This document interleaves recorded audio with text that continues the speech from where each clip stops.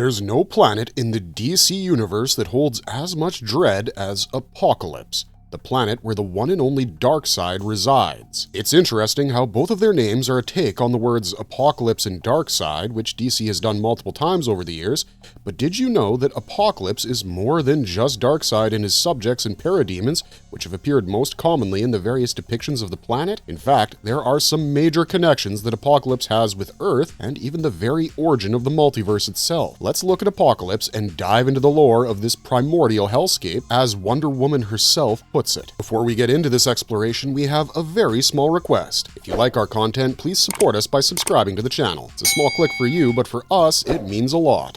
Thank you. Let's begin.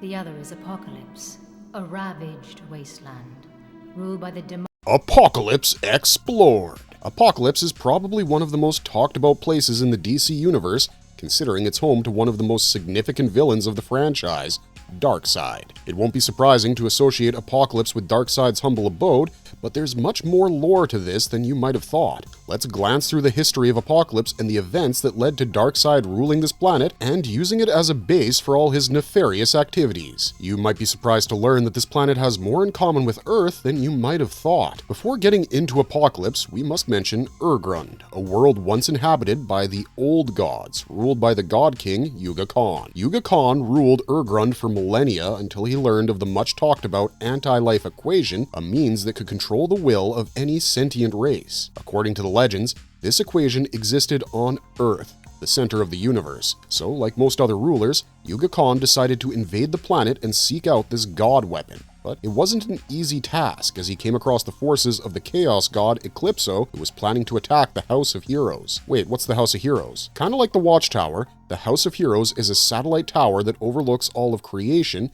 including the multiple alternate Earths around the multiverse. Mobius created it around the White Lanterns, and it was brought to monitor the Earth through the presence. Now, over time, Mobius became somewhat lazy and stayed in the tower, and thus the universe went into complete anarchy, with different people fighting for control over Earth. Upon realizing the state of things, Presence even sends two envoys to kill Mobius, including the Spectre and the Phantom Stranger. Meanwhile, Yuga Khan and Eclipso's forces battled each other on Earth for the tower's control. The Wizard tries to defend the planet, while the Stranger tries to convince Mobius to return to work to bring stability. But Mobius had just realized why the Presence had sent in the two envoys, so he decided to do something in protest of the actions of the Presence. Now, you might know Mobius for his chair, the Mobius chair, that Batman managed to acquire at some point in the future, but Mobius also had a sword, aptly titled the Mobius Sword. Seeing the way things are, Mobius uses this sword to attack the White Lantern, saying, "If I can't have it, no one can." And right when he drove his blade into the lantern,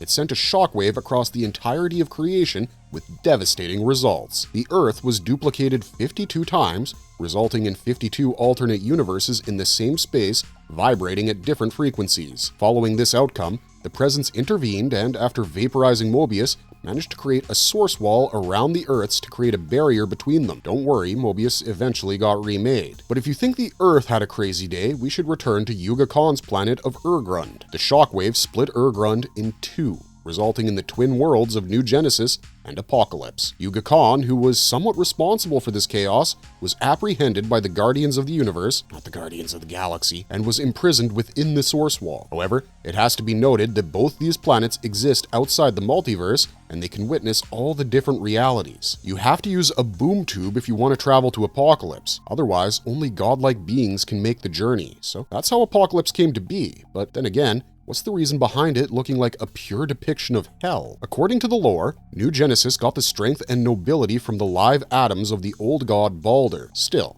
Apokolips, on the other hand, was saturated with all the evil from an unnamed sorceress. Ever since then, the two planets have been waging war against each other on an eternal scale, and while New Genesis depicted the good, Apokolips became the depiction of evil. So, New Genesis became a beautiful golden city with the perfect balance of life with rules, nobility, and the capability to rule this golden planet. Meanwhile, Apokolips turned into a hellhole that quite literally looked like the textbook rendition of hell, with scheming and hunger, and it was always at war. The destruction of the old gods to make way for this whole new evil planet is something that came to Jack Kirby while working on the story for Ragnarok at Marvel. This was supposed to be the follow-up event to the Ragnarok arc, where we would see the destruction of Thor and his home planet of Asgard. In fact, If you focus on the first few pages of New Gods #1, Kirby has actually shown the death of several old gods, and you won't be surprised to witness an individual with a hammer and some wings on his helmet having an uncanny resemblance to the God of Thunder himself. So, in a way, we can say that Apokolips, along with its twin New Genesis, was made on the ashes of Ragnarok and all the gods who lived in Asgard. Now that we're deep inside the lore of Apokolips, we must know that Darkseid was not the only ruler of this world. Queen Hegra, Darkseid's mother, ruled the planet, and in fact, Darkseid, who was known as Prince Uxas at the time, was seen as a weakling by the court of Apokolips. But this young prince, who would later turn out to be one of the most dangerous villains in DC history, was a cold-blooded killer who would go to any lengths to rule this world, including killing his mother and brother to gain the position. He has conquered and subjugated planet after planet.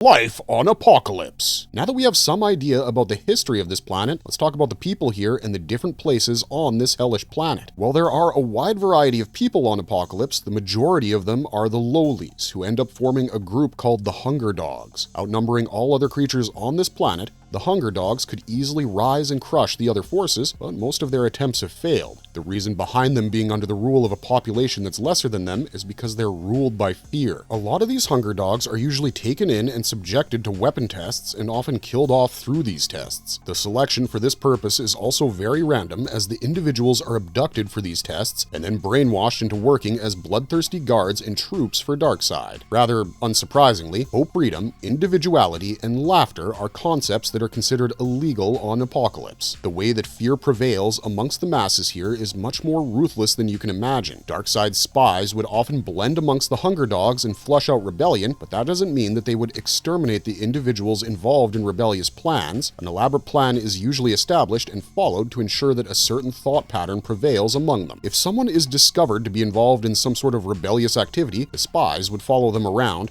study them, and eventually approach them to change their ways and preach Darkseid instead. If they refuse to do so, they are set free and allowed to behave as they wish. Eventually, when the individual has managed to gather significant influence amongst the people, they would be killed off to set an example for those involved in such rebellious activities. As if that wasn't enough, the Hunger Dogs live in a manner that clearly indicates that they're miserable, and the years of torture and the days of their lives contribute towards them being extremely violent. When they're not forced into labor, they build some sort of home for themselves, primarily three-walled shelters that would eventually be taken over by the next individual when the owner is taken up and killed off by Darkseid's people. Lack of proper resources, including food and water, paves the way for them to fight for these necessities, and that only makes them more violent. While it might sound completely against the idea of a civilization, Darkseid's rules go against the idea of an organization, as it's actually considered a crime, so the divide among them actually works out with Darkseid's plans. Because they've been hunted and experimented upon and then ruled with fear, the Hunger Dogs end up being very vulnerable, and they can be easily influenced because of that. So, when any individual hints at the slightest amount of leadership, the Hunger people succumb to that instantly. In fact, if an act of rebellion occurs, the Hunger Dogs would run opposite the next day, showcasing how much they fear the failed attempt and how threatened they feel about being associated with any such activity. Even after all these measures, a strong rebellion exists against the authority figures and Darkseid. Even though they haven't had the chance to show a strong impact with their work, they're always planning their next step. Often, they would be caught and made to work for Darkseid after being tortured, and if they still refuse to give in, they would be exterminated. This capturing and punishing system often changes based on the requirements of henchmen for Darkseid, but the result always leads them to their deaths. So yeah, life on Apokolips is definitely not fun, and it does sound quite surreal. So we gotta say,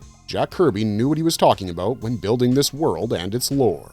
The places on Apokolips. While the planet almost looks like a ball of fire, certain places here are of major interest based on the work done here. Let's take a look at some of these places and see their primary workings and the value of life at these places on this hellscape of a planet. Slum areas. The slum areas are very similar to the ones you'd find on Earth, with these locations serving as the hometown of the Hunger Dogs. Dismal and unimaginably dirty are a few of the words you might use to describe these places where the Hunger Dogs are just trying to survive, with numbered fences dividing them into areas and groups like some sort of internment camp. Based on the regime, the landscape here is designed with statues of Darkseid amongst other structures that indicate the authoritarian figures who have taken over the planet. Often, disease spreads in these areas, and to control pandemics, the entire place ends up shut off, and anyone who tries to escape is killed. Fire pits! The first thing you'll notice when you see Apokolips are the fire pits, also known as energy pits, since they give the planet its power. Fueled with all the planet's waste, ranging from scrap metal to various ruins, these huge furnaces are probably the tallest thing on the planet and run using a radioactive core. Now, there is major lore that says Darkseid runs the planet through the fire pits, and if he is removed from the throne, it would lead to the destruction of the planet. But then again, the planet itself is almost like a curse, so there's hardly any chance that someone genuinely good would take it over.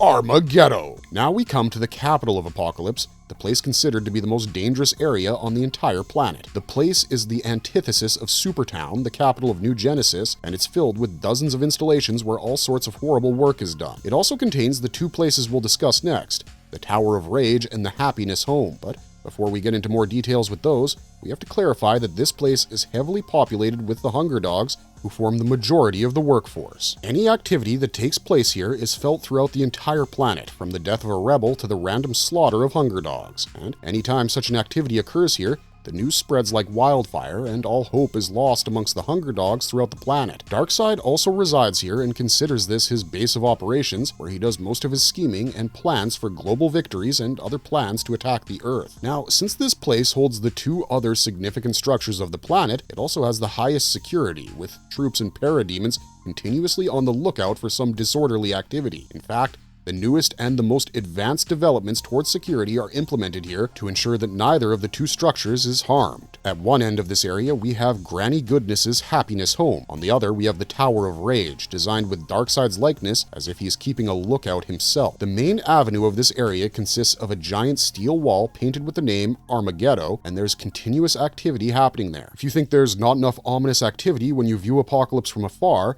then you just have to take a deeper look at Armageddon and the various installations here catering towards particular tasks. There's a lot of industry that happens in these installations, including science, torture, security, military operations, and supply. Most of the time, a particular installation will serve a specific purpose. Still, in Armageddon, some of the installations are designed so there's supplies on the first floors, including chemical, food, weapons, and other appliances. The floors above are for military and science, with the topmost floor designated for security. But the basement, in a rather creepy manner, is assigned for torture. Often, the test subjects for experimentation are kept in the basement and transferred to the upper floors as needed because they're considered expendable people. Unbeknownst to Darkseid's troopers, several hidden underground rebel bases also exist here. The Tower of Rage. Finally, we come to the home of the one and only Darkseid. The Tower of Rage is where he primarily resides on his throne. It's a massive metal structure with a central dome on top, which serves as the base from which the entire planet is monitored, and evil schemes for the suffering of the galaxy are also plotted here. Filled with various statues of Darkseid himself, this place serves as a haunting representation of what Darkseid wants to make the entire universe look like once he finally manages to take full control. There's a chance that this is the very place that we witnessed during the final battle in Zack Snyder's Justice League as Steppenwolf managed to open the portal. The Happiness Home. Next up in this horror land, we have the Happiness Home, which sounds like the best place here, but that's anything but true. The Happiness Home is Granny Goodness's abode, where she conducts her experiments on the Hunger Dogs before putting them up as one of the parademons or other troopers of Darkseid. There is a regular transfer of Hunger Dogs, soldiers, parademons, and arrow troopers in and out of this fortress, where she trains them in the methods of testing, training, selection, punishment, and improvement to an extremely brutal level. The best example is when she'd often take the weakest of the Hunger Dogs and turn them into the best foot soldiers for Darkseid's rule. There's a handful of such places, which she refers to as her orphanages, but all they do is prepare foot soldiers for Darkseid, stripping them of their souls. So Happiness Home might sound like a really nice orphanage, but make sure you don't become someone who preaches to Darkseid the next time you visit. The Necropolis. The Necropolis is a place that has only made a few appearances whenever we have the chance to see Apokolips. It basically serves as an underground labyrinth for the dregs, the collective surviving and mindless old gods. Beneath this place was once the prison of Sirius, one of the last few old gods who had survived before he sacrificed himself for Orion. Now, since these places serve as the last few places where there are any remnants of the old gods, weapons and relics of the old gods are often acquired here, like the Thunderbelt, which helped Calabac. And then there were the ruins of Asgard, which helped John Headley in his battle against Orion. The dregs have managed to survive the events of Urgrun, but ended up being rendered mindless.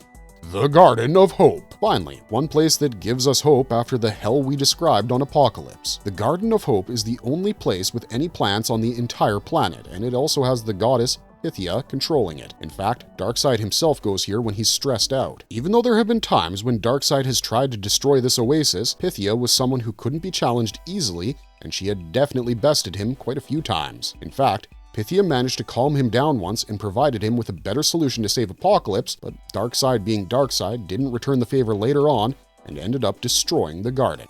The significant inhabitants of Apokolips. We've only talked about the Hunger Dogs, but they are just the most expendable bunch on the planet, and there are a lot more people who, even though lesser in number, hold some significance with regard to their existence on this planet. Darkseid.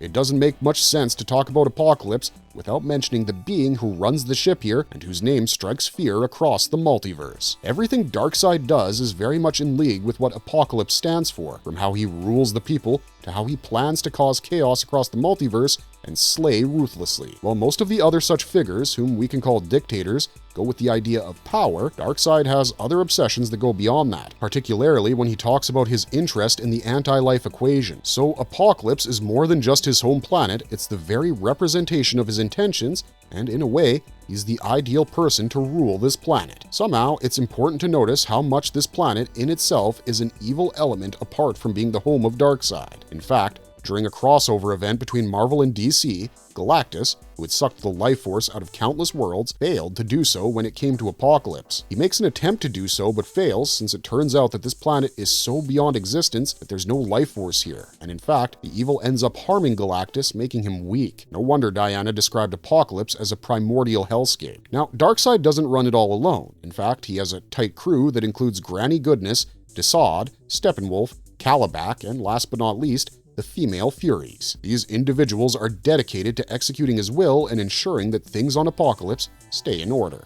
Parademons, the lifeblood of Apokolips. Last but not least, we have the parademons, the foot soldiers and the soulless troopers who serve Darkseid till the very end. These monstrous creatures, with their appearance of a nightmarish blend of cybernetics and organic material, are actually created on Apokolips in the most brutal and horrific manner possible. They're basically individuals who are captured from across the various worlds that Darkseid conquers across the multiverse and then made to undergo experimentation. This gives them enhanced strength, flight capabilities, and resilience amongst other things. While most such creatures serving as the foot soldiers of someone like Darkseid are easy to defeat, the parademons are quite challenging. These soldiers can withstand strong attacks, but the experimentation with parademons never really stopped, and over the years, they also managed to work on certain variants of these creatures. There are now parademons who can breathe fire. That's quite an interesting update to their powers and skills. It's interesting to see how there are a lot of elements that are quite similar to Earth on this planet. In fact, there have been individuals like Kanto, Darkseid's assassin, whose lifestyle and attire is very much similar to someone from the Italian Renaissance period, as he models himself after the Prussian military officers. Interestingly, the creators and writers from DC made such references, which only adds to the existing depth of the characters. In fact, Desaad, who primarily works as the torturer, was inspired by the Marquis de Sade. And if you know who the Marquis de Sade is, you can only assume what horrors he must be conducting on Apokolips. Marvelous verdict! Even though we haven't had much opportunity to see the lore of Apokolips in such a detailed manner, apart from the comic book arcs and some tiny appearances in the animated and live-action projects, there's a chance that James Gunn might just be cooking something up for us. Even though there hasn't been any major reference to Darkseid yet, there's a chance that he's saving it for later, and maybe we'll get to see a series entirely exploring the arc of the old and new gods of the DC multiverse. It would be the perfect tribute to Jack Kirby, someone who had major plans regarding this lore and contributed majorly to this part of the DC universe. Long live King Kirby. That's all we got for you this time, but if you enjoyed the content, don't forget to leave a like and subscribe to us if you haven't already. Makes a big difference for us. Thanks everyone, have a great day, be safe out there, and stay marvelous.